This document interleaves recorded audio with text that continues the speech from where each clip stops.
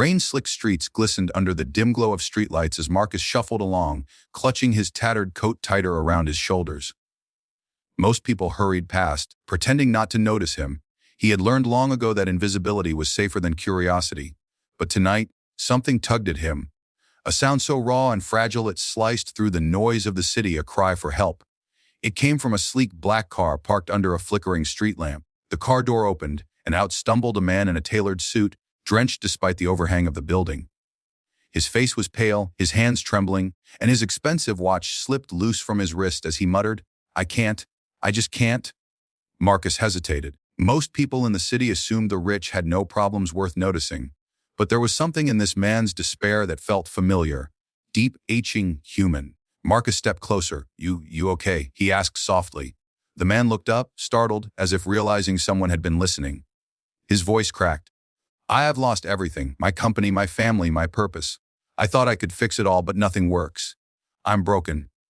Marcus studied him, noting the irony. Here was a man who could buy entire islands, yet he seemed more helpless than Marcus ever felt, sleeping in alleyways. Something stirred in him. "I can fix it," Marcus said quietly, almost instinctively. The billionaire laughed bitterly. "You fix it? You don't even have a home." "I don't need money to fix some things," Marcus said. "Some things you fix with what's inside." And just like that, an unlikely alliance was born. Over the next few weeks, Marcus became more than a shadow in the billionaire's life. He listened while the man, whose name was Henry, vented about boardroom betrayals, failed relationships, and the crushing weight of expectations. Marcus didn't offer advice at first. He simply listened, truly listened, in a way Henry hadn't experienced in decades.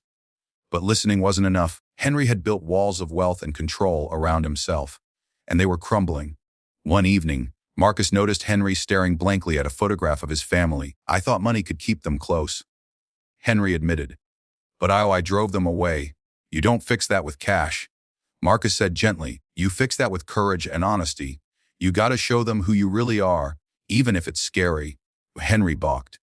He was used to calculating risks in spreadsheets, not emotions. But Marcus persisted.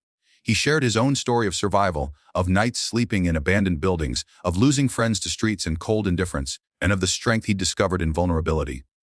"I've learned," Marcus said, "that fixing something doesn't always mean controlling it. Sometimes, it's just showing up, even when you're scared." The first challenge was humility. Henry had to swallow pride bigger than any mansion he owned. He started small, apologizing to estranged friends, reconnecting with a sister he hadn't spoken to in years, and volunteering at local shelters, guided by Marcus. Each act chipped away at the walls he'd built around himself. Then came the emotional reckoning. Henry faced the reality that his company's collapse wasn't just a financial failure. It was a mirror reflecting his neglect of relationships and values. There were lawsuits, angry investors, and media scrutiny. Marcus stayed by his side, helping him remember what mattered. "You can't fix money with love," Marcus said one night as they walked along the river. "But you can fix love with attention. That's harder, but it's worth it." The final challenge was reconciliation with himself. Henry had believed that success was defined by wealth, prestige, and control. Through Marcus, he learned that true success was measured in empathy, resilience, and the courage to be seen, warts and all. One rainy evening, Henry knelt in a quiet church, not out of religious devotion but as a symbol of surrender. Surrender to his flaws, his fear, and his longing to start over. Months later, Henry's life had shifted in ways no money could buy. He rebuilt fractured relationships, launched a nonprofit to help struggling communities, and even set up programs to help people like Marcus reclaim dignity and hope. Henry often said he owed Marcus everything, but Marcus would smile and shake his head. "You fixed yourself," he'd say. "I just reminded you how."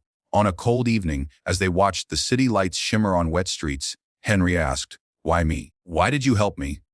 Marcus smiled, his eyes reflecting the warmth of countless shared stories. "Because sometimes, the richest people are the ones who need the most fixing, and the ones we think are the weakest often teach the strongest how to be human again." And in that moment, under the city's indifferent lights, Henry understood true wealth wasn't in dollars or power. It was in the courage to face yourself, the humility to accept help, and the grace to pass it on. Marcus turned away, heading back to the shelter that night, while Henry stayed behind, staring at the lights of the city with a heart a little fuller, a little wiser, and infinitely lighter. The story carries an emotional arc from despair through struggle to deep personal transformation.